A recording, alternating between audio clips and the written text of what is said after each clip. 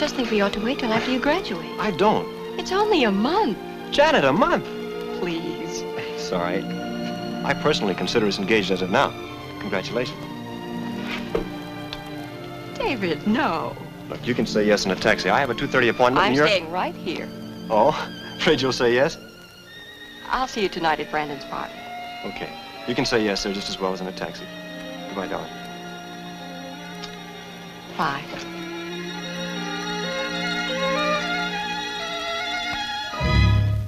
That's the last time she ever saw him alive.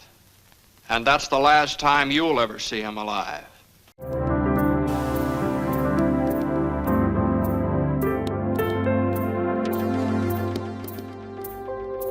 Muy buenas, diletantes, ¿qué tal? Bienvenidos a un nuevo programa de Más Cine.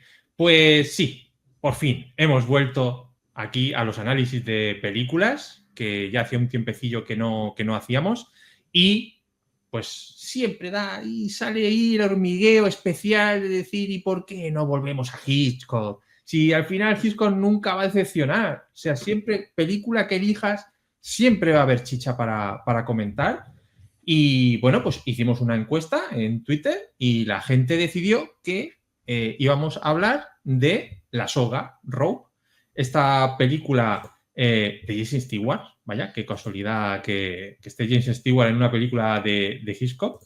Años 40, una película que bueno, es bastante reconocible dentro de la filmografía de Hitchcock, pero sí que es verdad que no es de las más nombradas normalmente, porque podíamos haber hecho, pues eso, que sí Cosi, que sí Vértigo, que sí Con la muerte de los talones. Lo que pasa es que todos ya conocéis muchos. Bueno, es que, claro, es que en ese nivel de 5 estrellas tienes tantas que, claro, tienen problemas que no tienen otros directores. Exacto. Entonces tienes que abarcar mucho, ¿no? Entonces, bueno, pues vamos a hablar de La Soga, esta historia de dos chicos jóvenes que, bueno, pues son de alta alcurnia y están ahí en la universidad y se van a graduar y van a tener un futuro muy próspero, pero que como ellos se ven muy, muy superiores, ¿no? Ahora hablaremos de las intrincaciones y los intrincados de la mente del asesino, pues creen que pueden cometer un asesinato perfecto, ¿no? Y no tener ninguna consecuencia, ¿no? Pero bueno, quizás se le complique un poco la cosa a estos dos niñatos, por llamarlos de alguna manera. Y bueno, pues esta es una película que se desarrolla en un solo espacio, que es en la casa de uno de ellos, y que vamos a tener un solo escenario. Y ahí, en el suspense, que es donde se mueve Alfred Hitchcock como nadie, pues vamos a tener una fiesta que va a ir un poco de tarde a noche y que vamos a ver hay un grupo de personas y, eso sí, ese asesinato que cometen, está ese chico asesinado dentro de un arcón en el salón, toda la fiesta. Ahí está guardadico. Entonces ahí está el MacGuffin que tanto le gustaba a este señor y que nos va a traer el suspense aquí para hablar de ello. Entonces, pues, nos hemos reunido un grupito un poco que nos gusta el cine negro, cine de suspense, cine con chicha. Y aquí están nuestros amigos, está Rick Deckard, Universo Lumière, ¿qué tal? Muy buenas, compañeros. Y queridos delitantes, muchas gracias por tenerme aquí de nuevo. Tengo yo también mi propio cadáver en arcón por aquí atrás. No, lo mostraré al final del vídeo, ¿no? Algo, no sé. Voy a mantener la tensión dramática para que, para O sea, que tú los espectadores se queden ahí hasta el final, ¿no? Mordiéndose las uñas. Tú ya te Bueno, estás creyendo un poco superior a los demás, ¿eh? Porque sí, ya por lo que sea, ya me vengo muy arriba. Y nada, vamos a tratar, yo creo, una de las películas fundamentales de la bibliografía, de la filmografía, pero mejor dicho, de Hitchcock, teniendo pues una caterva de obras maestras, pero es que esta marca la primera vez que colaboran Jimmy Stewart y Alfred Hitchcock, y eso, claro, son palabras mayores, ¿no? Después, pues, volverían a juntarse para La ventana indiscreta, El hombre que sabía demasiado, Vértigo, casi nada, ¿sabes? O sea, estamos hablando de un hombre, Alfred Hitchcock, que iba muy falto de grandes obras, ¿no? O sea, estaba el hombre que no daba una, ¿no? básicamente. Así que La Soga, 1948. Recordarte que nos ayudas a crear contenido dándole al like, suscribiéndote y activando las notificaciones. Puedes informarte de todo lo que hacemos en Instagram y Twitter. Toda esta información y más la tienes abajo en el cuadro de la descripción. Continuamos. Y también tenemos a Master Wayne. ¿Qué tal? ¿Cómo estás?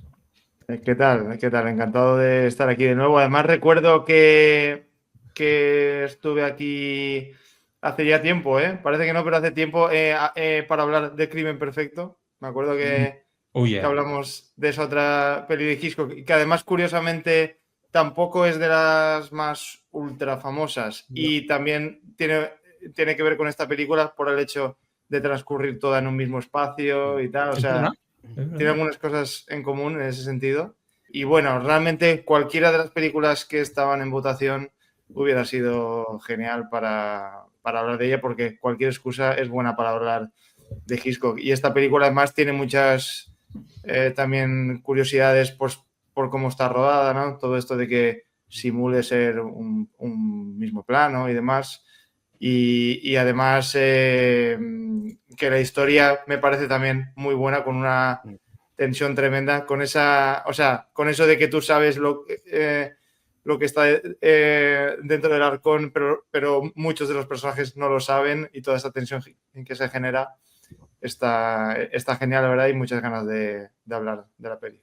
Lo que decía siempre Hitchcock de hay que remover al espectador y darle más información que a los que están en la película para que note la tensión, la bomba debajo del escritorio, ¿no? Que decía siempre. Efectivamente. Pues ahí está. Y el que está, la bomba que está debajo de un tío que no lo sabe. Ahí está el tema. Así se genera la tensión y por eso era tan grande. Y bueno, iremos hablando de la película, la vamos a analizar y también vamos a hablar de curiosidades, por supuesto, de ella, que son bastantes, porque ya, por ejemplo, Master ya ha hablado un poco del tema del plano secuencia, que es muy curioso, ¿no? En los años 40, que ya se hablara de esto del falso plano secuencia, porque realmente es falso, o sea, hay cortes en la película. Incluso hay cortes muy a lo 1917 también, la película de Sam Mendes, ¿no? Donde se aprovechaban, pues, a lo mejor una piedra, unos ladrillos, una pared, para cortar, ¿no? Para que pareciera que sigue la escena, pero no. En este caso, sobre todo son las espaldas de los personajes lo que más... Es que además, en aquella época no se podía rodar un plano secuencia, aunque quisiera. El pobre Hitchcock no daba para más la tecnología, iba su cabeza por delante de los tiempos. Creo que el límite de aquellas cámaras eran 10, 11 minutos y claro, a ver cómo se arreglaba. Era un rompecabezas que es muy bonito de descifrar, ¿eh? Sí, en este caso, pues la curiosidad era esa, que en los rollos de película, que por cierto es la primera película en Technicolor del maestro, efectivamente duraban eso unos 10 minutos, con lo cual ese era el tiempo que tenían para organizarse las secuencias, ¿vale? Esa era la secuencia, 10 minutos.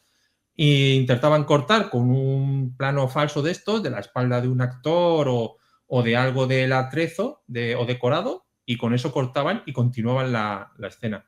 Pero ya me parece una idea muy potente el hacerlo así en aquel año, ¿no? Y encima en un solo lugar, ¿no? Con toda la gente moviéndose.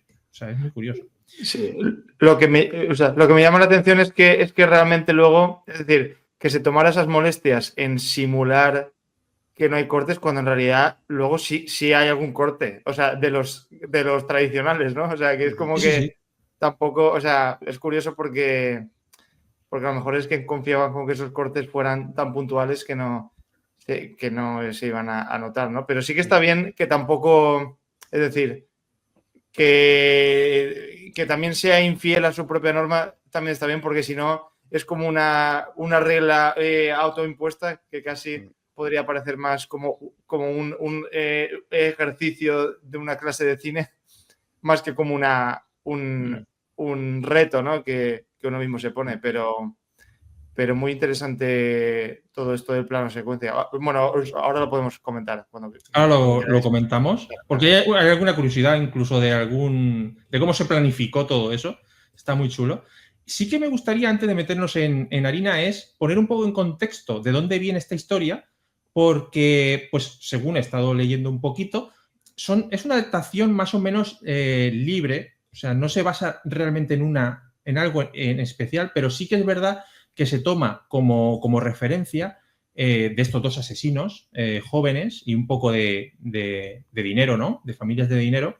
Es, primero, de una obra teatral que es, por cierto, tiene lo curioso que es una obra teatral con 3 protagonistas homosexuales, algo que en la película, pues no, en principio no se da a entender nada, ¿vale? Aunque sí que hay gente que dice que algunos movimientos de algún personaje o algo da a entender cosas raras. Yo la verdad es que vi la película, la revisioné y no vi nada extraño, pero bueno.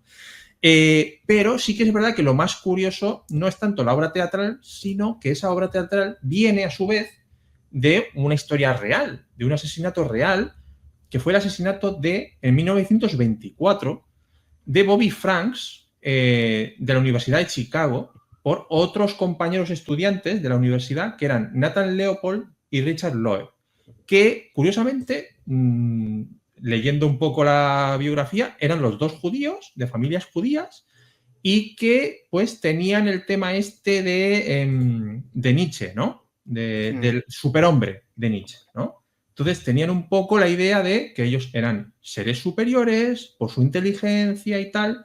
Entonces, por esto, decidían que ellos, las normas, las leyes, no eran para ellos, ¿vale? O sea, las leyes de la sociedad no eran para ellos, que ellos están por encima de todas ellas, entonces ellos podían cometer asesinatos.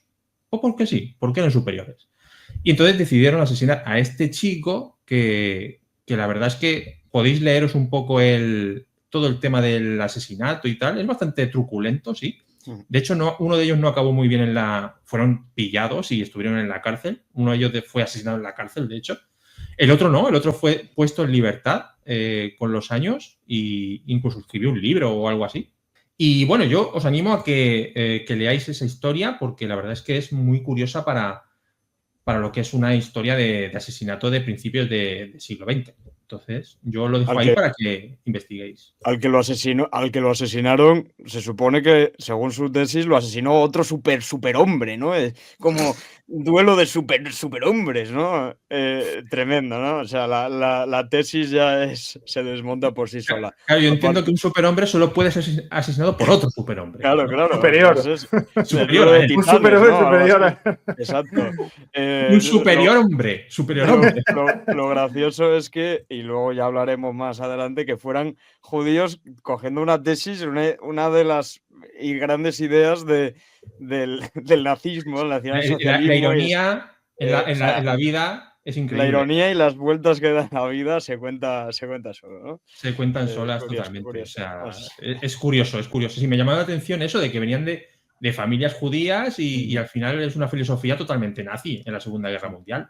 Entonces, es curioso todo esto. Entonces, bueno, pues vamos a comentar un poquito la película. Nos ponemos en situación, una fiesta, estos 2 chicos que traen, fíjate la cosa, eso es una fiesta donde van los propios padres del asesinado, del chico asesinado. Es que es curioso todo. Lo que pasa es que al final la mujer, la madre del asesinado, viene el padre, pero no la madre porque está enferma. Pero viene no me acuerdo ahora ya el parentesco, la tía o algo así. Tía, puede ser. Sí, la tía es. ¿Sí? Tía, sí. Viene el padre con la tía del asesinado. Viene la novia, que es Janet, que la hemos visto en el tráiler también de la película, que es muy curioso. Y bueno, luego vienen unos amigos también. Viene un amigo y el personaje de James Stewart, que es el antiguo profesor de la universidad de estos chicos y que, digamos que ya le gusta a él mucho el tema de los asesinatos y ya lo estuvieron hablando en la universidad, todo esto de Nietzsche, del ser superior y todas estas cosas. Entonces, invitar a este hombre y cometer un asesinato esa misma noche ya no va bien para el crimen perfecto, ¿vale? Porque, en fin. Pero bueno, de esto quiero hablar con vosotros, porque realmente me parece una película muy interesante por estos temas, porque al final tiene un tema ético, un tema moral, el del tema de asesinar por creerte superior, ¿no? Esto de no tomar las leyes para ti, que no sean para ti importantes y tal. ¿Cómo veis la película? Esta vez que, bueno, primero, entiendo que ya la habéis visto todos antes y ahora si la habéis revisionado, ¿cómo veis la película a día de hoy? Por ejemplo, Master, ¿cómo ha sido el revisionado? Pues yo hacía bastante tiempo que no la veía, la verdad, pero me ha gustado también mucho en el revisionado que he hecho para hacer este vídeo. Y con respecto a los temas de los que hablas, pues me parece muy interesante, ¿no? Porque, o sea, el cómo los personajes en una película tan breve y sin salir de un escenario, cómo están retratados y cómo mediante los diálogos y las actuaciones te hacen pensar en el mundo más allá de esas cuatro paredes, ¿no? O sea, es como si vieras todo eso que han vivido sin haberlo visto solo por cómo reaccionan y demás, ¿no? Y una cosa que de las que más he disfrutado es ver las interpretaciones y sobre todo las dinámicas de poder y de influencias entre los personajes, ¿no? O sea, todo eso que has dicho de que sea curioso que vaya el padre y la tía del asesinado allí, o lo de que el cadáver esté en el halcón. O sea, parte de la gracia de la película para mí es que no son casualidades, sino que es deliberado por parte del personaje, sobre todo de John Dahl, ¿no? Que es como la personalidad fuerte de esta pareja, ¿no? De asesinos, que tiene como este gusto por reírse de los demás en cierta forma, ¿no? O como que quede delante de un espectador ficticio, porque ninguno lo sabe, salvo su compañero, que él es más inteligente que los demás y que les puede vacilar en su cara, ¿no?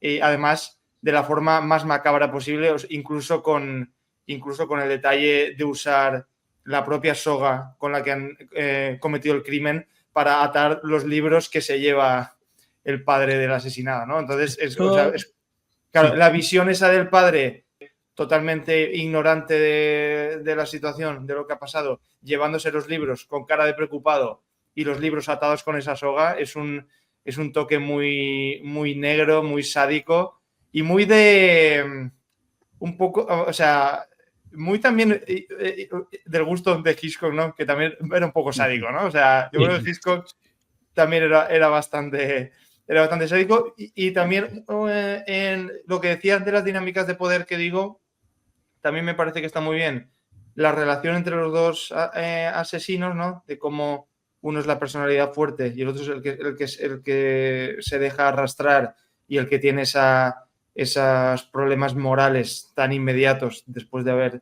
realizado el acto. Y también me gusta mucho del personaje de John Dahl, lo que digo de cómo se ve ese pasado y se intuye, el cómo es su personalidad cuando entra James Stewart en escena y se nota como que ha sido su ídolo, ¿no? Su referente, es como que...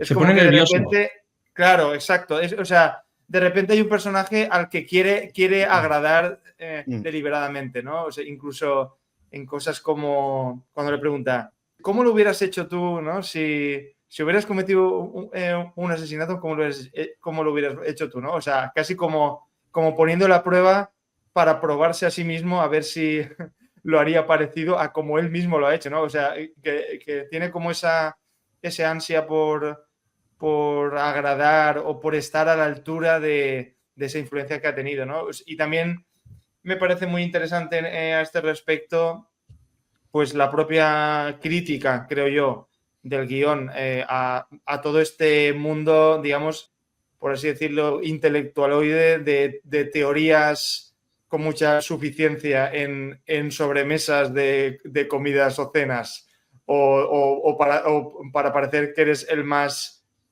inteligente de la habitación, pero como eso luego, cuando se va de madre y se lleva a la práctica, ¿no? Me gusta también esa visión del personaje de James Stewart de decir, que yo estaba en cierta forma creando un aire de intelectual a mis palabras, pero que luego me aterra ver cuál es la consecuencia real de eso que digo, ¿no? O sea, me parece una película que, más allá de los alardes técnicos, de los que también hablaremos durante el vídeo, a nivel de temas y de dinámica de personajes, vamos, meter todo esto en 80 minutos y con esta riqueza, vamos.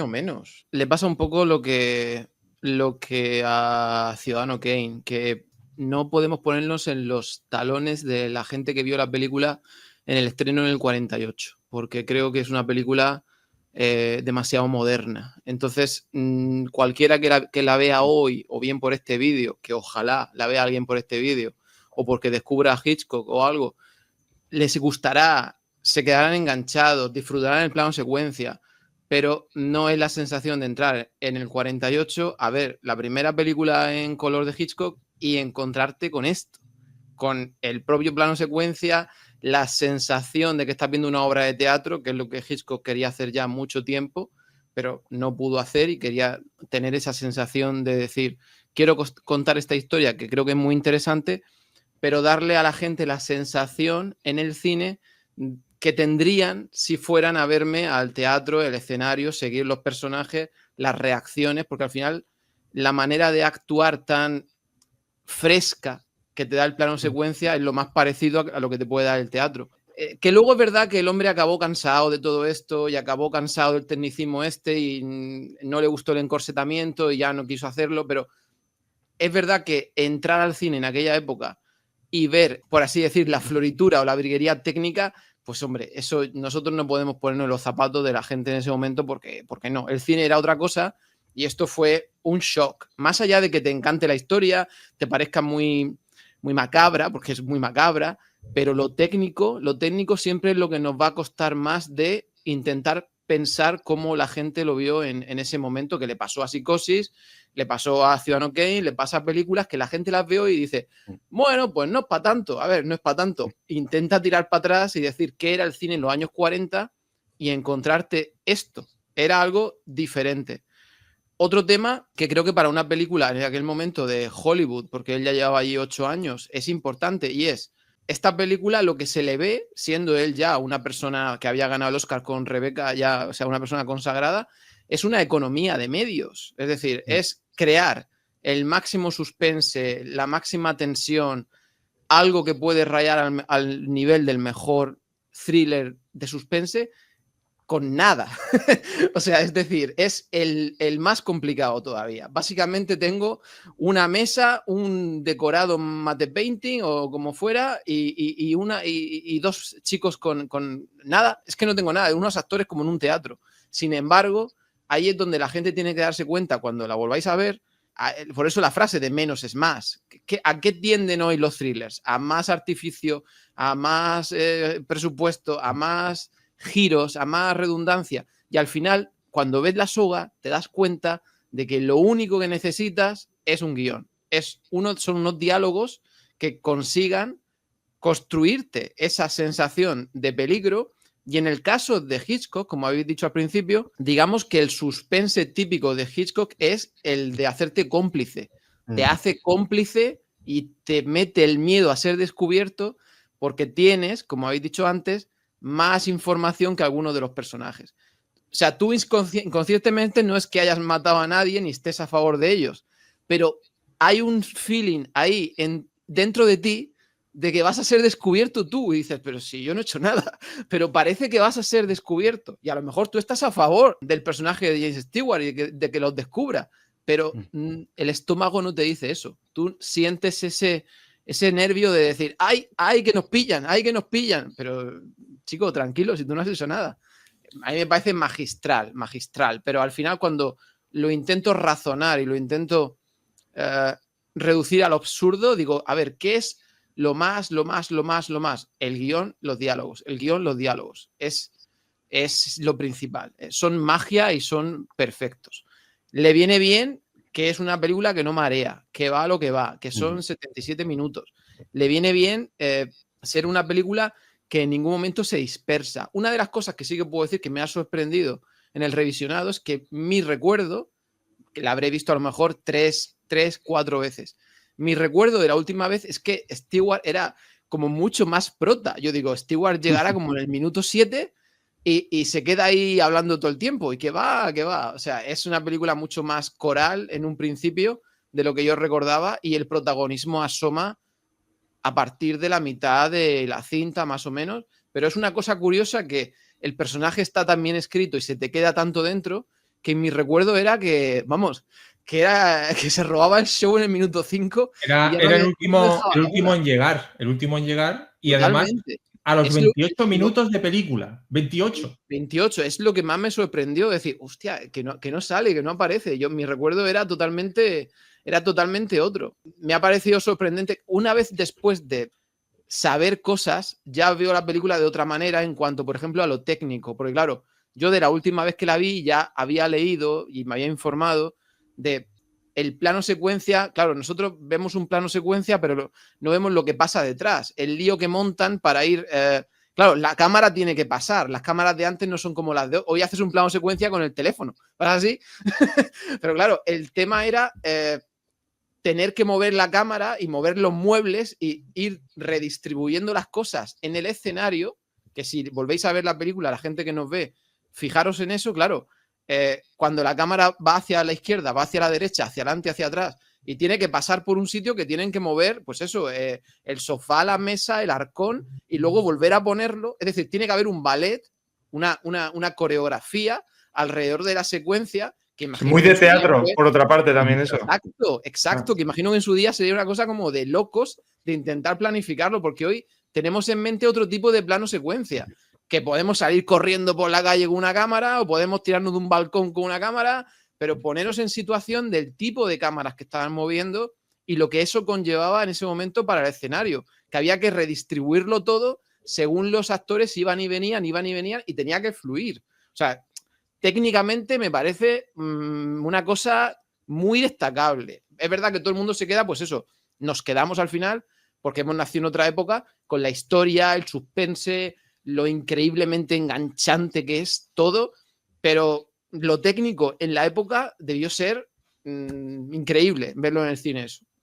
Mira, si quieres, os comento un poquito el tema de la dolly, que es donde estaba enganchada la cámara. Entonces, lo leo porque, lógicamente, yo de esto lo justo. Entonces, eso, la cámara estaba montada sobre lo que se llamaba entonces una dolly, que era una plataforma con ruedas. Entonces, esta plataforma se desplazaba con la cámara por el set, ¿vale? Pero no iba por raíles. Esto era totalmente libre.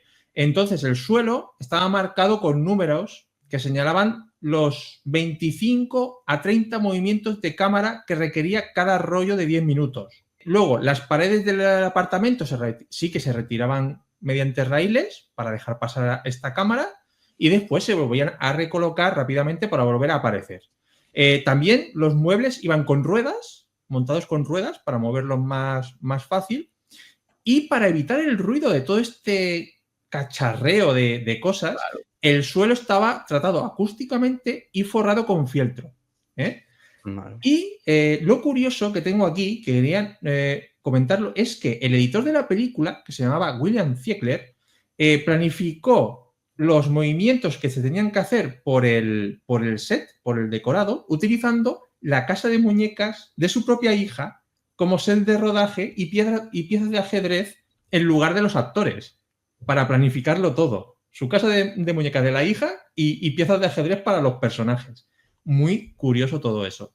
Y además, como los tiempos de rodaje eran muy largos, todos intentaban hacer los menos errores posibles, como en cualquier plano secuencia, ¿no? Y hay una curiosidad que la dolly en un momento se cayó accidentalmente y le rompió el pie a un cámara. Pero lo curioso es que lo que hicieron con el cámara para no cortar la escena es que lo amordazaron y lo sacaron a rastras del estudio. No sé. Creí que ibas a decir que lo metieron en el arcón también. También.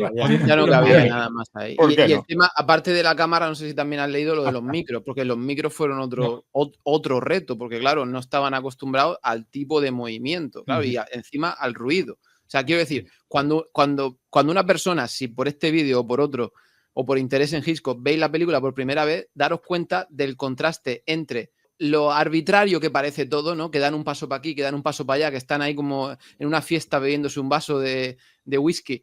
El contraste entre eso y lo absolutamente estricto, encorsetado y el nivel de exigencia de que no podían improvisar absolutamente ningún paso que daban en el escenario. Ese contraste es el que te vuela la cabeza al final, porque es que, por eso acabaron todos, hasta el director, hartos, porque es que no podía nadie dar un paso fuera de lo que estaba ya dicho, y no solo eso, sino líneas de guión, porque al estar todo cronometrado, de decir, a ver, 5 segundos izquierda, luego tal, tampoco podías decir 2 palabras de más ni 2 palabras de menos, porque todo el mundo sabía ya lo que tenía que hacer y ibas a trastocar a todo el mundo. Levantar en esa película un personaje, un actor, un plato o una copa para hacer un brindis o para hacer que come y tener que volver a posarlo, simplemente el cronometrado de decir, espérate, que ahora es cuando llega la mesa, porque la mesa a lo mejor llega, pero luego el plano se va y con el plano se va a la mesa, porque eso es un vals, como decías tú, Chris. O sea, eso va todo el rato moviéndose, aunque lo veas todo estático, está en continuo movimiento y por eso lo hace aún más, vamos, para mí, un hito, ¿no? Para aquella época es algo espectacular que lo veas hoy en día y que nada te chirríe, porque es tan fácil que haya cualquier mínimo error, cualquier error de récord, fallo de récord de, Dios mío, esto no está donde tenía que estar o lo han cambiado. Y no, todo fluye como la seda. Es curioso porque James Stewart dijo que es la película que hizo con Hitchcock que menos le gustaba. Porque, por lo visto, él no estaba convencido del papel. O sea, él pensaba que él no era la persona adecuada para ese papel, decía. Yo a quien veo en sus líneas, o sea, si os acordáis, la primera vez que él está hablando de toda la teoría, al final, un poco del nihilismo, ¿no? De esta pérdida de valores absoluta y de referencias morales, y está cachondeándose un poco del crimen perfecto y de cómo matar a alguien y tal. Cuando está recitando 5, 6, 8 líneas de su discurso al entrar, yo digo, pero si es que es Hitchcock hablando. O sea, quiero decir, es como él hablando de, bueno, pues sí, pues corta de los pies y así ocupa menos. O sea, quiero decir, es eso que ves, me parecía metacine, por decirlo de otra manera. Digo, podías haber salido tú y hacer tu cameo, que es que en esta película creo que el cameo de Hitchcock está como al fondo, ¿no? En un neón, creo que estaba su silueta o algo. Bueno, pero ya si queréis lo comento, pero su cameo está como en el minuto 2. Es de los más complicados de encontrar. La gente lo va parando a ver si lo encuentra, sí. Es un tío caminando por la calle durante los créditos iniciales. Vale. Entonces es más complicado encontrarlo por ahí. Pues yo había entendido que se veía su silueta en el fondo del apartamento. Es que, bueno, es uno que lleva, que le acerca un periódico a la mano o algo así, ¿vale? Unos que suben por la acera con un periódico en la mano. Y luego resulta que había un neón ahí en los créditos iniciales que anunciaba Reduco, que era un anuncio que salía también en un periódico en Náufragos. Por cierto, lo que habéis dicho de las complicaciones técnicas de la cámara, de los movimientos de los actores, de los movimientos de los muebles, ¿no? Del sonido.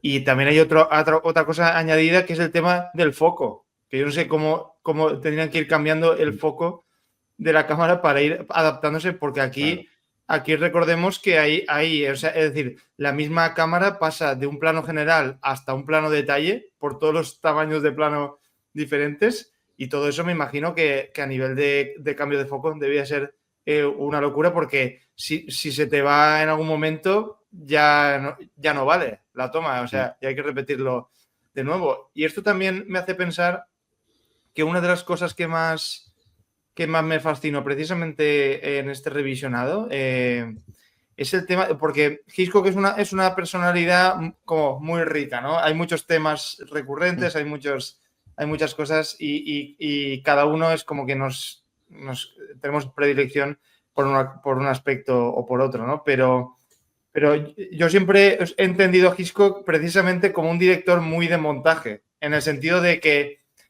para mí esa que hablaba en La ventana indiscreta de plano de un personaje mirando, contraplano de lo que está mirando y vuelta a ver la reacción de la persona que está mirando eso, ¿no?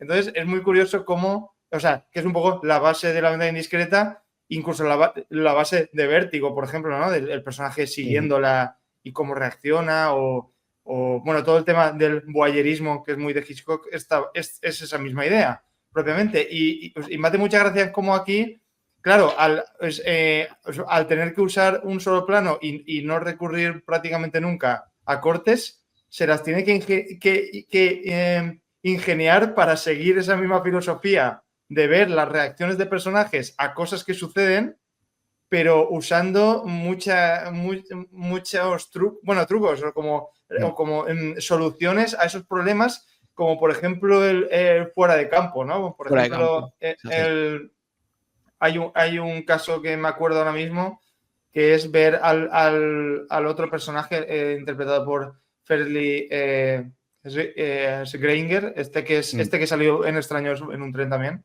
Sí. El cómo se va a sentar en el piano y empieza a tocar y solo lo escuchamos, ¿no? Y vemos a James Stewart como, o sea, que solo con el sonido ya sabemos lo que está haciendo sin necesidad de verlo. Seguramente si hubiera estado en otro, bueno, o quizá en otro tipo de película que no tuviera esta regla que él sigue, pues a lo mejor hubiéramos tenido un contraplano de él sentándose a tocar el piano, ¿no? Pero ¿cómo es este tipo de soluciones? Porque al final sigues teniendo ese mismo concepto de personajes reaccionando, porque al final, durante gran parte de la película, todo es también caras de James Stewart sospechando que algo está pasando, o sea, que está reaccionando a cosas que suceden y también con otra cosa que es muy de Hitchcock, que es saber lo que está pensando un personaje sin que te lo diga, ¿no?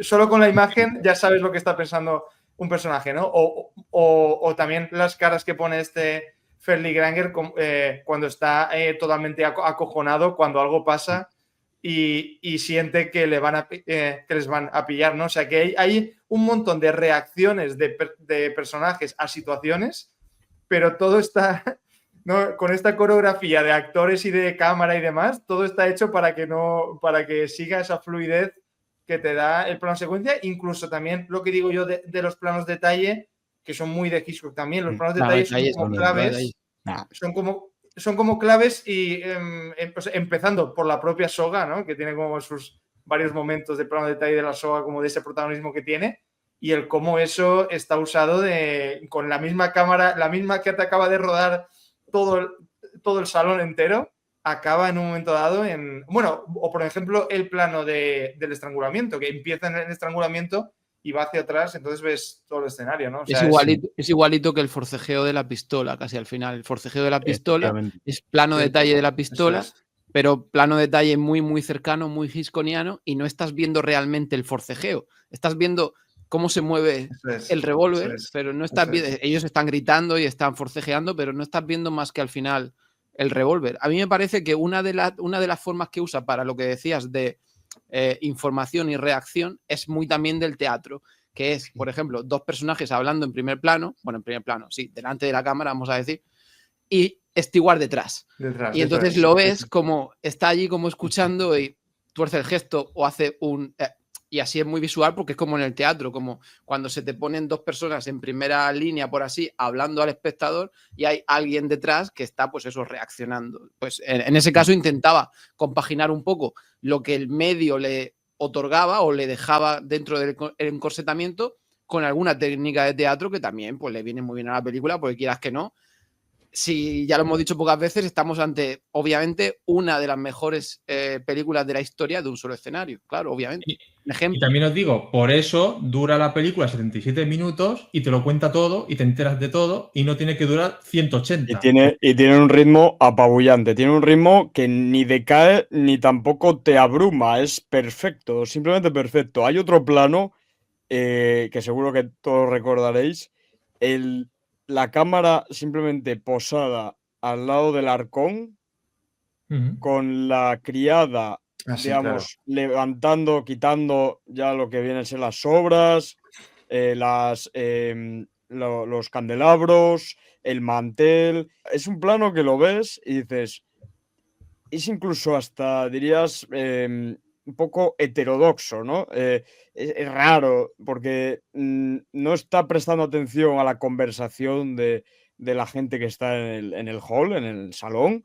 Tampoco realmente hay nada que ver con la criada. Parece despreocupado, parece que ha dejado ahí la cámara ahí tirada. Está ahí tirada la cámara, ¿no? Y tú estás viendo la vida pasar, pero qué vida, ¿no? Y cómo te hace partícipe en ese sentido de involucrar al espectador con ese componente voyerístico que comentabas, Master, del teatro, de estoy ahí en primera fila, porque además es un plano muy de estoy en primera fila, estoy pegado a los actores, lo estoy viendo ahí, ¿no? Y estoy viendo cómo prácticamente huelo hasta el pollo que sirvió la criada y a la vez me está revolviendo el estómago porque en cualquier momento va a abrir el arcón y se va a destapar todo el mejunje que hay aquí Todo el montado. pastel.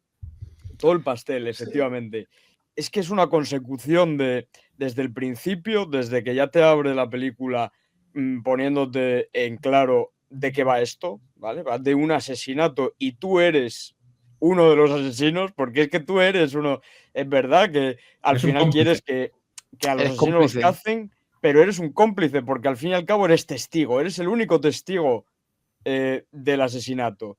Hablando un poco de la historia, porque yo creo que esta nueva visionado que le he echado es un poco pensado, entras en la película como un caramelo visual, de decir, uy, voy otra vez a ver esto que hizo Hitchcock con el plano secuencia este falso y a ver cómo luce el Technicolor y demás, y qué bonito, ¿no? Está todo tan bonito y te quedas con la historia y te quedas con el mensaje que va poco a poco calándote, porque al fin y al cabo te está mostrando 1948, final de la Segunda Guerra Mundial, con un actor que acababa de volver, que era capitán del aire, creo, del ejército americano, que acaba de volver de Europa en el culmen de su nueva fama, como James Stewart, coprotagonizando una película que trata sobre el nazismo, pero visto desde la perspectiva americana, que es algo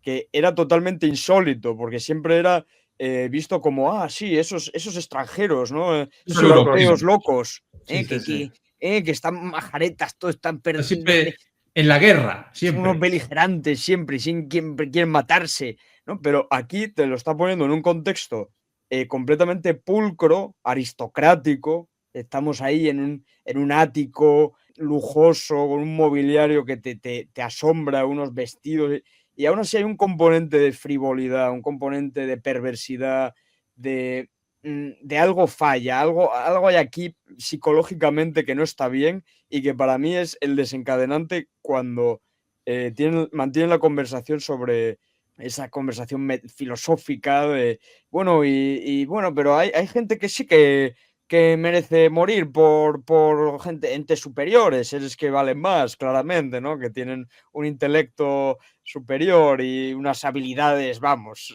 A ver, divinas. todos hemos tenido un profesor de filosofía, sí, quiero decir. Sí. Es la típica conversación de la clase de filosofía. Tal cual, es la paja mental, es la paja mental hecha película, porque al fin y al cabo no deja de ser estos pensadores que están de sala de estar con pantuflas y un vaso de whisky que hablan sobre expertos en todo, pero no saben de nada, ¿no? Y al fin borrachos cabo, como cubas, borrachos como cubas. ¿No? Y Sí, cual. se va emborrachando, se van emborrachando poco a poco los dos también. Y sobre todo que cuando, por ejemplo, este hombre da clase, que eso pasa toda la vida y pasará, tú no sabes a quién le está llegando el mensaje.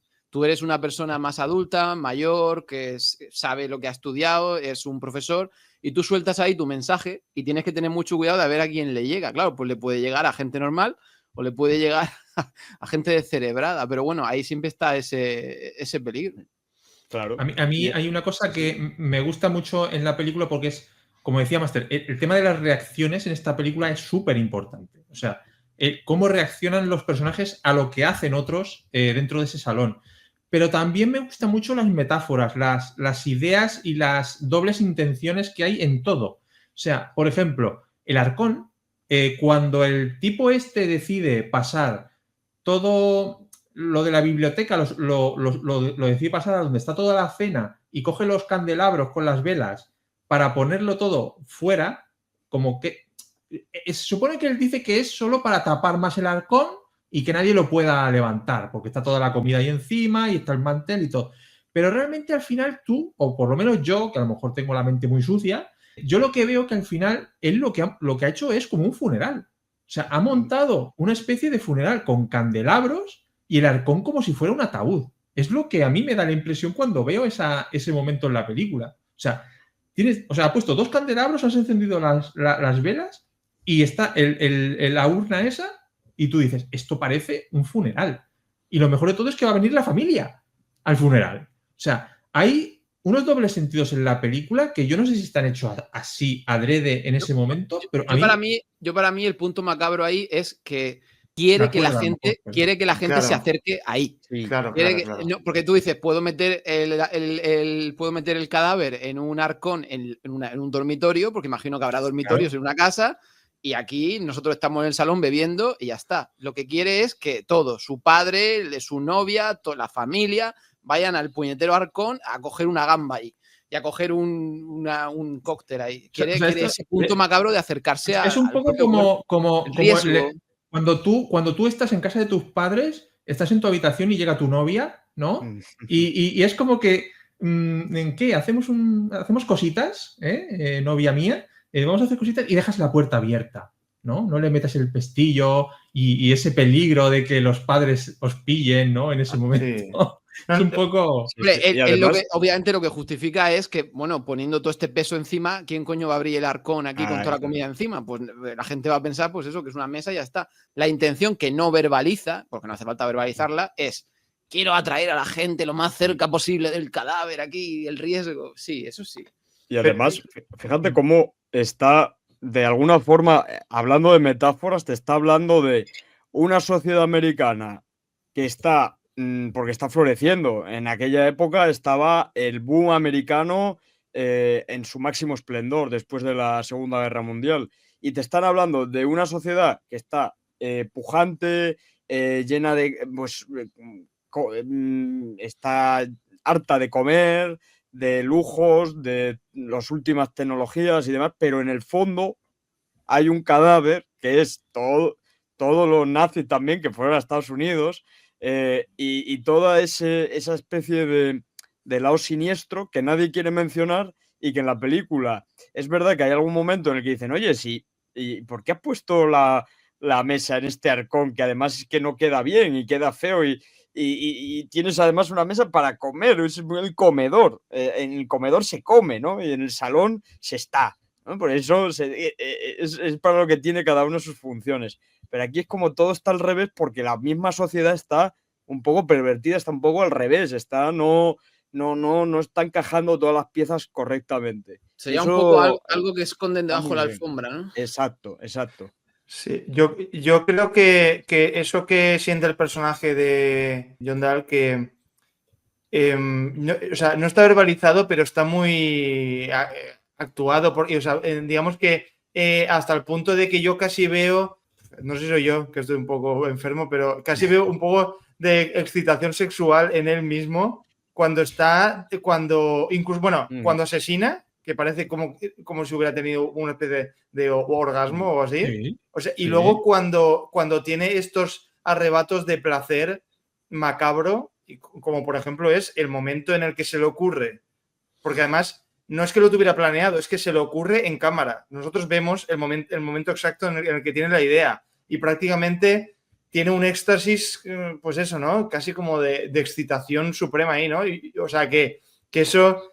se ve ahí claramente sin palabras que no es, tengo esta gran idea que no va a salir muy bien. Es como que se frota las manos, dice, no, mira, lo vamos a poner aquí mejor, vamos a poner claro, aquí mejor. Claro, pero como un elemento que va a hacer aún más estimulante y más placentero todo lo que están haciendo, incluso también se juega con eso, con el propio hecho de que a él se le ocurra, y esta vez sí fuera de plano, si no me equivoco, lo de atar con la soga los libros, que es cuando lo descubre, lo descubrimos nosotros y lo descubre su compañero, ¿no?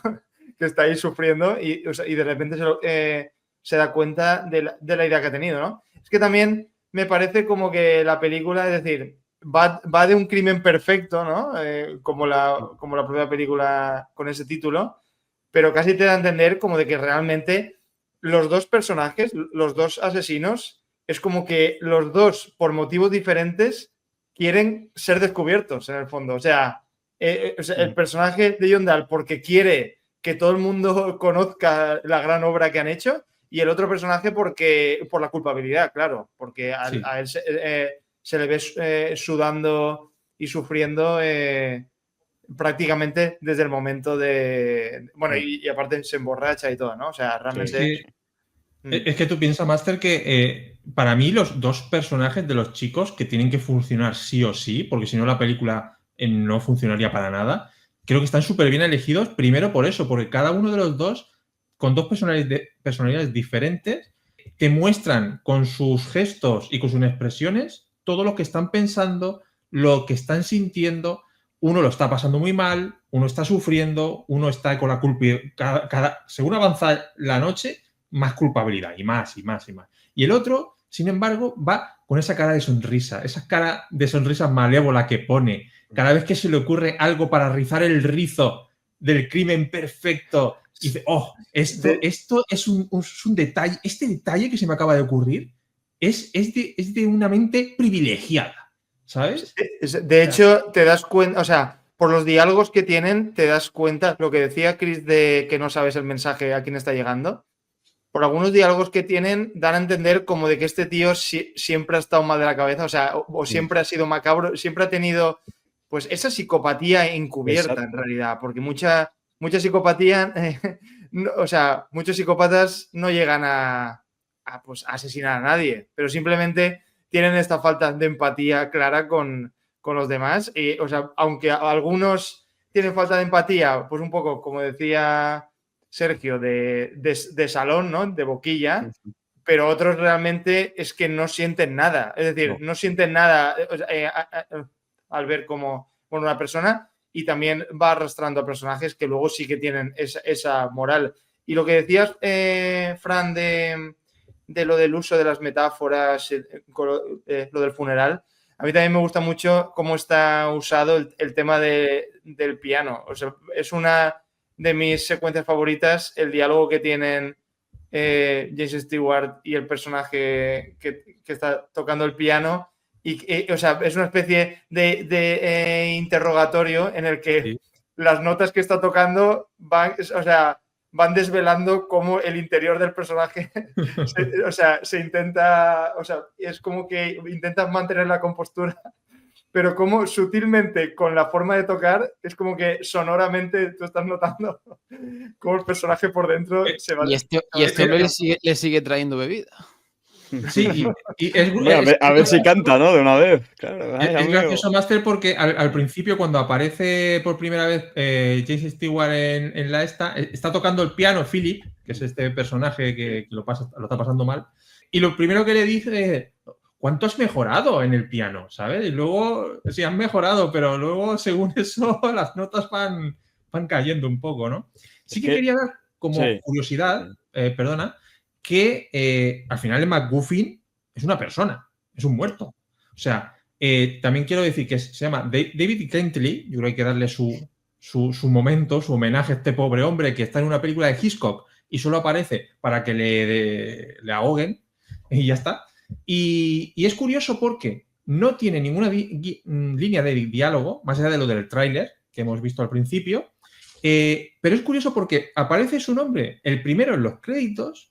Los dos personajes en los créditos salen definidos por la relación que tienen con el muerto, y el nombre de David, que no aparece más, se menciona 73 veces en la película.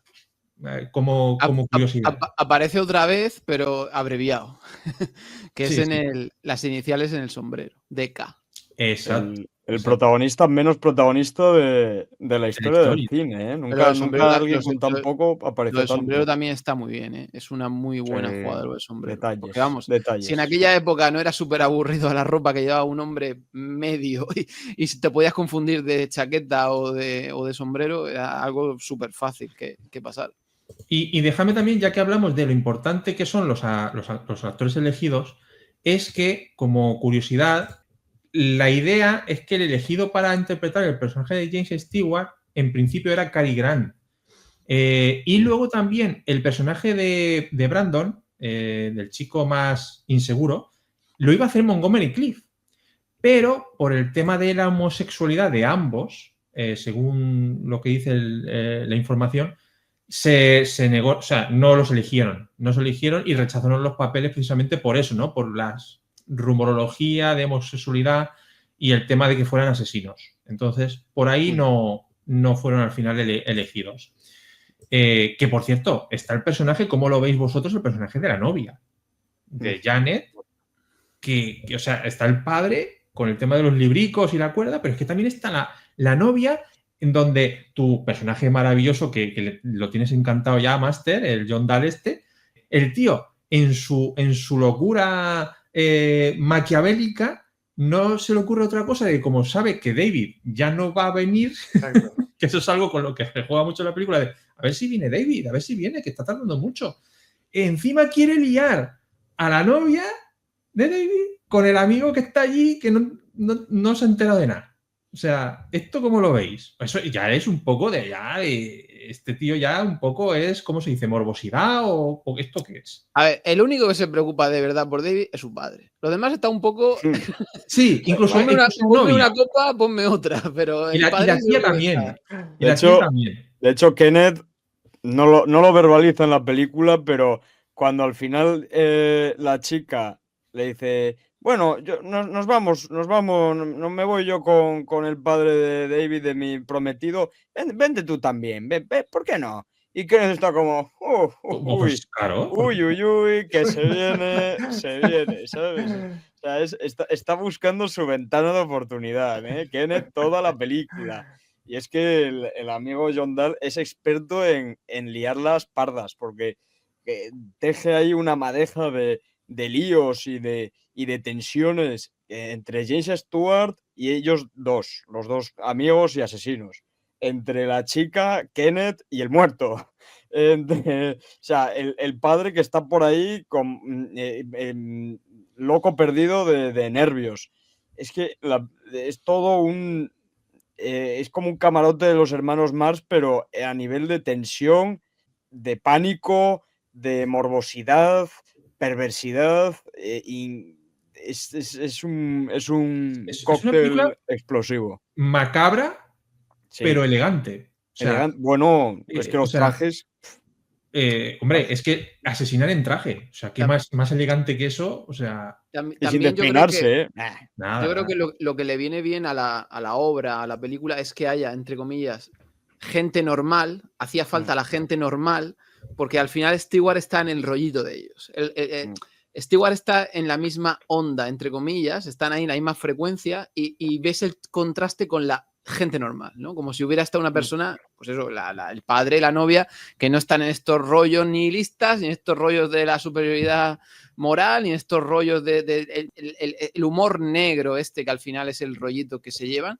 Te das cuenta como el único que conecta con ellos es Stewart, y hubiera sido un poco demasiado, como si fuera una pintura, ¿no? Hubiera sido demasiado monocromático el espectro si hubiera sido ellos dos y Stewart. Porque claro, pues bueno, pues más o menos los tres sois manupanos de la misma cuerda. Hasta hay un momento en el que ellos dos dicen, ¿por qué no le has dicho que se uniera al asesinato, ¿no? Es decir, cree que la línea divisoria entre ellos, entre él y ellos, es demasiado fina. Luego no es así, porque el hombre es normal y no va a matar a nadie, pero quiero decir...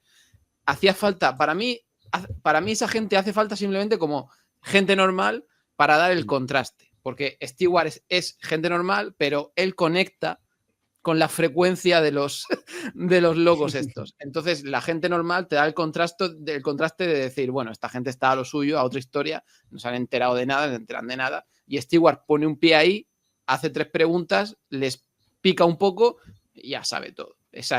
Yo creo que le viene muy bien el contraste ese de gente normal y gente que está a otro rollo. Sobre todo el padre, ¿no? El padre yo creo que es claramente el personaje que más se escandaliza cuando escucha esos discursos. Bueno, quizá también sea porque los demás les conocen más. Al final son como si fuera un grupo de amigos y ya saben a lo mejor de qué rollo van. Y es como que no les sorprende tanto. Incluso puede ser el profesor de todos.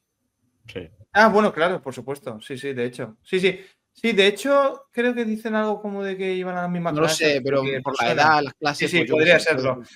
Y, por cierto, lo que has dicho, Fran, de que el primero de los créditos era David, me sorprende porque James Stewart era como bastante estrella en ese momento. Ya había hecho las de Frank Capra y todo eso. Y bueno, leí que había tenido un sueldo bastante importante en comparación, o sea, en proporción con el presupuesto de la peli. Es como que había cobrado bastante James Stewart. O sea que Eso me seguro. sorprende.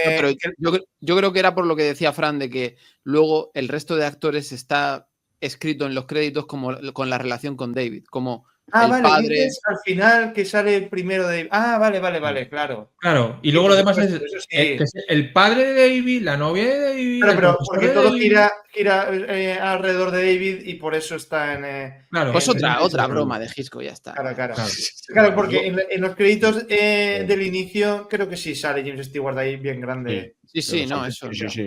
Que James Stewart, y mira que me encanta James Stewart, es uno de mis actores favoritos de siempre, pero aquí está un poco, hay veces que se le ve un poco que no sabe muy bien qué película está un poco como entre el héroe de Capra, que la película también al final tiene un poco mensaje de Capra, muy humanista, muy de por favor, tengamos una moral y tengamos... Pero el tono no, el tono no. No, el tono no, por eso es como... El mensaje. Como, ¿por qué me están metiendo a James Stewart cuando un tío como, no sé, un James Mason de la vida, ¿no? Ahí retorcido y macabro y siniestro. Alguien menos ambiguo. Elegante. Sí, hubiera sido más desasosegante, más como, joder, este cabrón, qué mala pinta tiene, pero qué bien viste, ¿no? Era un poco James Mason.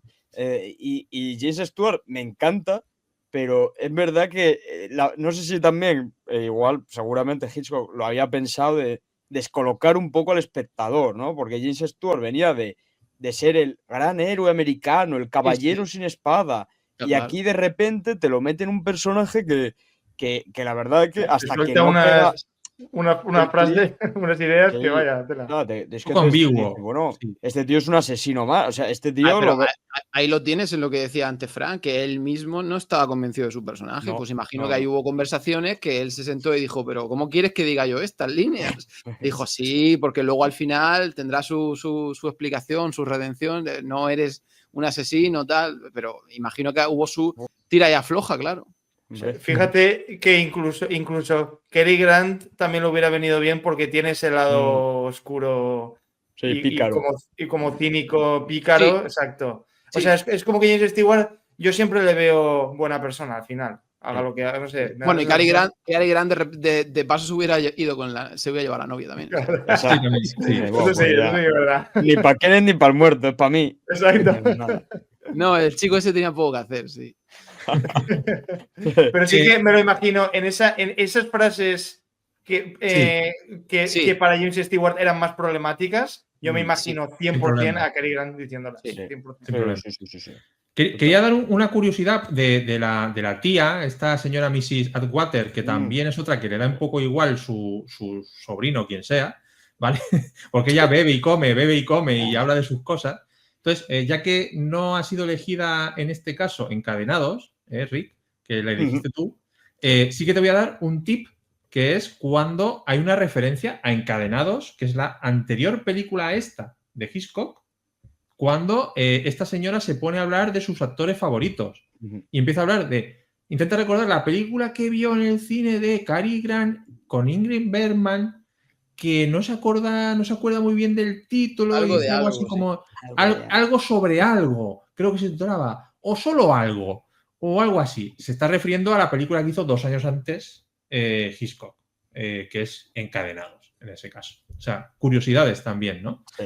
De hecho, en la película se habla de James Mason. Creo que sí, se habla de James Mason explícitamente. Habla de James Mason. Curioso, sí, es verdad. Sí, que dice ella que es como su actor favorito, no sé qué, ¿no? La señora. ¿no? O sea, me parece que lo dices, sí. Sí, es curioso, es curioso. O sea, que por cierto, ahí también se ve un poco esa personalidad del personaje de James Stewart, de cómo le toma el pelo, ¿no? A la señora. O sea, es que realmente sí que ves un nivel superior. No, es que exacto, por ahí voy, que realmente sí que ves que el personaje de John Dahl y el de James Stewart tienen un rollito que tiene su entendimiento. Que por cierto, fíjate que sí hacía tiempo que yo no veía esta película, que yo no recordaba que John Dahl es el demonio de las armas. Sí. Claro, no había caído en eso. Porque son personajes tan diferentes que en mi mente nunca lo había relacionado, pero claro, por supuesto. Sí que quería comentar, porque es un actor también muy importante dentro de visualmente la película, es el paso del tiempo, es el paso de la luz, porque la película entendemos que más o menos es en el almuerzo o algo así, y se termina de noche. Es decir, tenemos ese decorado de detrás que es como matte painting, ¿no? Con un gran ventanal gigantesco que ya demuestra el nivel de dinericos, ¿eh? de esta gente. Cómo poco a poco ese decorado, siendo un plano de secuencia, va cambiando y va haciéndose al atardecer, al anochecer, y la luz dentro del set, del decorado, va cambiando también. Pues se encienden las luces y demás, ¿no? O sea, me parece diría el hombre, ya que tengo que hacer 8 cortes por obligación, pues voy a aprovecharlos para hacer algo. Y, bueno, es Nueva York, lo que se ve detrás, los edificios más importantes más o menos de Nueva York, ¿no? El Chrysler y todas estas cosas. Y sí que quiero comentar cómo se hizo esto de detrás del matte painting, porque no es un matte painting al uso, se pusieron bombillas, o sea, había bombillas en ese decorado detrás de los ventanales. Había unas nubes visibles que se veían a través de la ventana que estaban hechas con aislamiento de fibra de vidrio, por ejemplo. Y una curiosidad es que para el efecto de la sirena de policía acercándose cuando ya James Stewart en esa pelea por el revólver abre la ventana y dispara varios tiros para que la gente se dé cuenta de que está ocurriendo algo y venga la policía, esas sirenas de policía que se acercan al edificio son realmente reales. O sea, porque lo que hizo es coger una ambulancia, ¿vale? Que llegara lo más rápido posible y con la sirena a todo trapo desde varias manzanas de distancia al set, al estudio de la Warner, y se colgó un micrófono en la puerta del estudio para que captara esa llegada de la ambulancia. O sea, imagínate, o sea, el sonido es real, de una ambulancia real acercándose al estudio de la Warner. O sea, súper curioso y súper chulo. Y luego creo que cuando se iluminan los edificios con las lucecitas de noche a las afueras, creo que se utilizaron hasta como 200 bombillas para iluminar todas esas ventanitas ahí. Son detalles que ya no se ven hoy. Lo de la ambulancia es muy importante porque, vamos, quiero decir, es una cosa propiamente física del sonido, que no es lo mismo poner un sonido de ambulancia a que la ambulancia se acerque. Es totalmente diferente. O sea, eso es un detalle muy bueno, pero que si tú pones un sonido de ambulancia, por así decir, estático, es absolutamente diferente a escuchar acercarse una ambulancia o alejarse una ambulancia. O sea que sí que lo tenía todo bajo control, sí. Porque eso sí que es importante. Pues puedes decir, no, pon una ambulancia aquí y que se grabe. No, que venga y que llegue en el momento. Porque el sonido es totalmente diferente. Claro, el sonido es más natural de una ambulancia que se escucha que sí, porque podía haber puesto el sonido y que no se acercara. Y más orgánico. Entra todo mejor en la escena. Y vamos, bueno, el nivel de es una cosa que es verdad que si no te lo lees o te ves esto, pues no. Tú no vas a caer que estás viendo la SOA, que parece un teatrillo, y que va a haber una ambulancia acercándose a ningún sitio. Pero el sonido... No, pero es verdad que a lo mejor es lo que diferencia una peli de serie B de la época, de meterle ahí un sonido, de repente suena y, uy, Dios mío, me revienta los tímpanos, a lo que es esto de forma orgánica, porque además vas viendo también como hay un tiempo que tarda desde que dispara el pianista hasta que empieza a oírse a una señora. ¿Habéis oído eso? Luego otro señor. Sí, creo que han sido disparos. Bueno, ¿cómo que disparos? Que sí, ¿de dónde vienen? Y va poco a poco, los va incorporando para que todo se sienta como algo real, natural y tan real como la vida misma.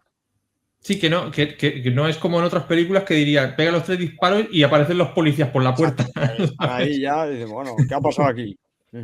Exacto. Bueno, porque me gustaría que... lo importante de hacer de estos vídeos es que veáis la película. Eso es lo más importante, que veáis la película. Entonces quiero dar todos los datos que tengo aquí posibles para que os den ganas.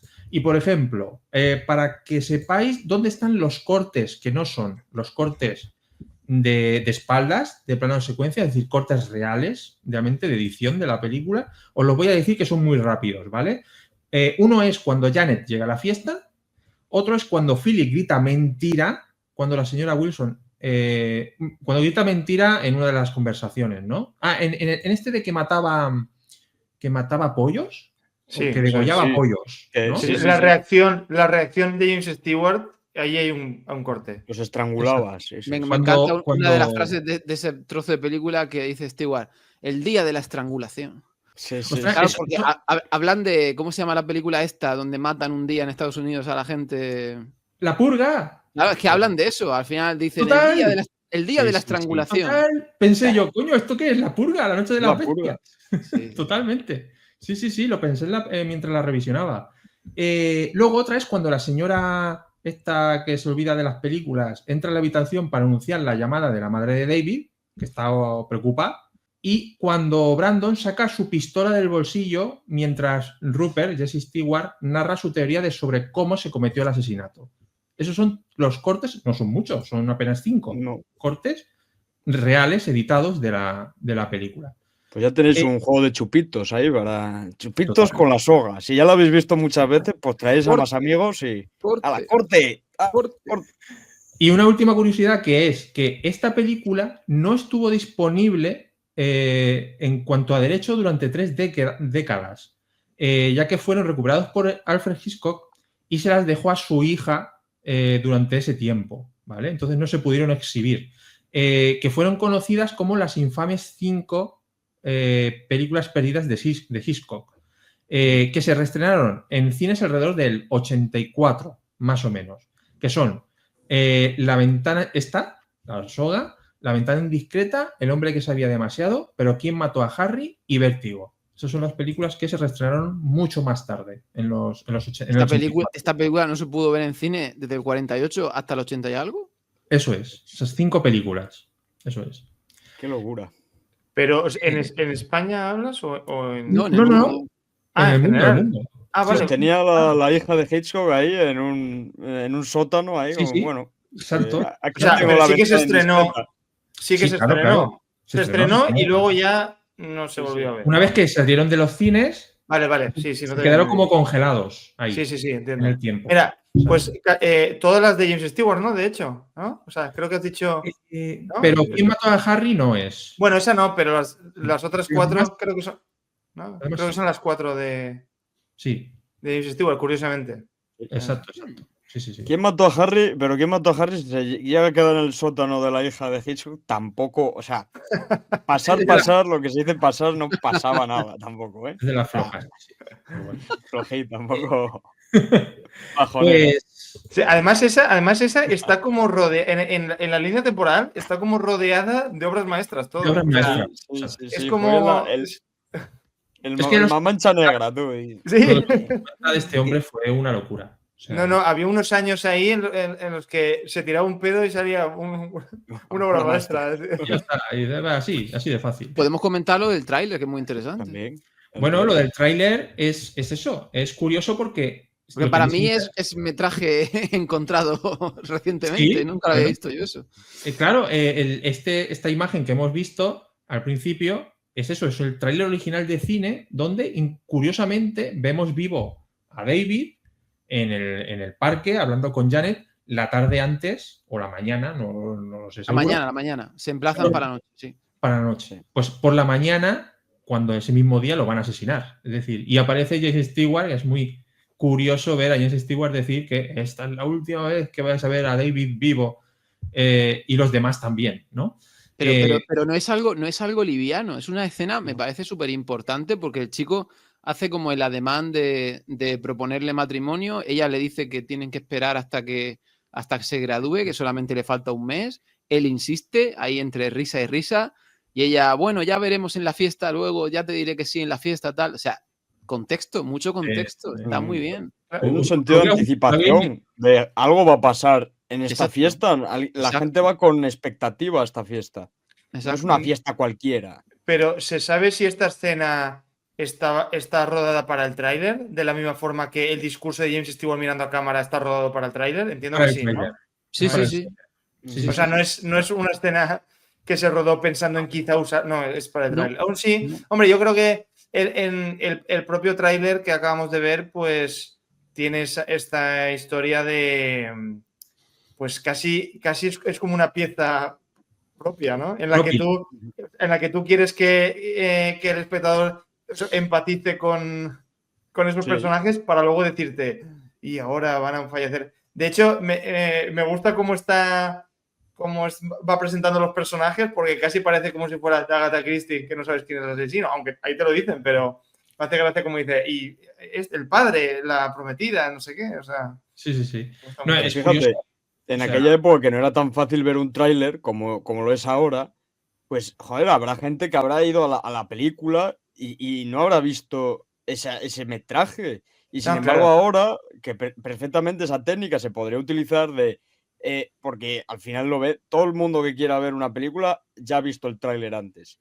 Y no la utiliza nadie. A mí me parece una jugada magistral, pero incluso para el cine de hoy en día, más que para el de antaño, ¿no? Es Yo estaba pensando ahora, porque a lo mejor si lo hubiera montado yo, el punto macabro que le daría meter la escena bucólica en el parque, todo verde y árboles, al final.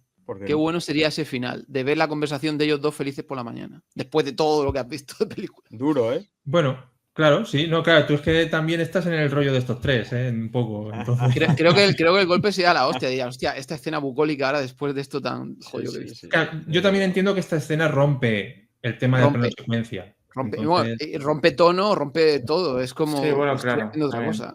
Claro. Sí. Porque realmente lo único que no está en el plano de secuencias son los créditos iniciales. Pero yo he pensado que incluso podías haber utilizado los créditos como comienzo del plano secuencia. O sea, realmente, si tú en vez de poner la cámara arriba, la pones enfrente de la entrada de la casa, tú lo que haces es pones los créditos, quitas los créditos, la cámara se mueve dentro de la casa. Con las cosas que ha hecho Hitchcock, con las ventanas, o sea, sí, podía. Porque con las cosas que ha hecho este hombre con las ventanas en su filmografía, si hubiera querido, hubiera podido, sí, sin duda. O sea, quizá también estaba un poco en el rollo de decir, vamos a pasarnos todo el rato dentro de una habitación. Si tenemos aquí una oportunidad de darle un poco de contexto para que no parezca tan obra de teatro, vamos a contar que esto es una calle que parece real y que es esta, ¿no? O sea, claro, yo creo también es la transición perfecta para el espectador de decir, vale, mira, aquí es, digamos, tu día a día mundano de ir y volver del trabajo. Y de repente un grito ahí, ¿no? De repente un grito. Ahora entras en mi mundo, ¿sabes? También, de hecho, no empieza también bueno, Psicosis también empieza así, ¿no? Si no me equivoco, no había una calle. Una ventana. Y entra una ventana y no sé qué. ¿Y alguna película más que ahora mismo no recuerdo? ¿De Hitchcock? Yo no recuerdo el título. La ventana indiscreta también. Hay una que yo no recuerdo cuál era, que la cámara entra directamente volando por una ventana, que tú estás como, what the fuck. O sea, quiero decir, si hubiera querido, esa cámara hubiera entrado súper fluida por esa ventana y hubiera empezado la película y ya está. Pero la intención yo creo que era esa, que el primer plano de su película fuera la cara de David y ya la harina, vamos. Bueno, mira, la gente debajo en comentarios que nos diga cuál es su película preferida de Hitchcock y si se acuerdan de la película que dice Chris de esa cámara volando por ahí por la ventana, que nos lo diga. Yo creo que, vamos, ha salido un programa perfecto, ¿no? No sé si... Yo creo que más perfecto que el crimen de estos dos, ¿vale? Porque se dejaron muchos cabos sueltos, se dejaron, y algún sombrero. También se dejaron sueltos. Entonces, bueno, pues nada. Si os no era tan superhombre, después de todo. La inteligencia esta de 200 de coeficiente, todas estas cosas al final no sirven cuando te dejas el sombrero del amigo ahí en el recibidor. Nada, lo dejamos aquí. Espero que os haya gustado y si queréis que sigamos haciendo algunas películas de estas, pues, oye, el verano está ahí y lo dejamos a vuestras sugerencias. Gracias a Master. Gracias a Rick por acompañarnos. Espero que os lo hayáis pasado bien. Como siempre. Sí, vamos. Yo además, o sea, siempre que me invitéis encantado de venir, pero si es para hablar de Hitchcock, especialmente. O sea que. Esto, además se nota. Cuando hablas de algo que te gusta, se nota. Pues nada, diletantes. Un saludo y hasta la próxima. Hasta Adiós. luego.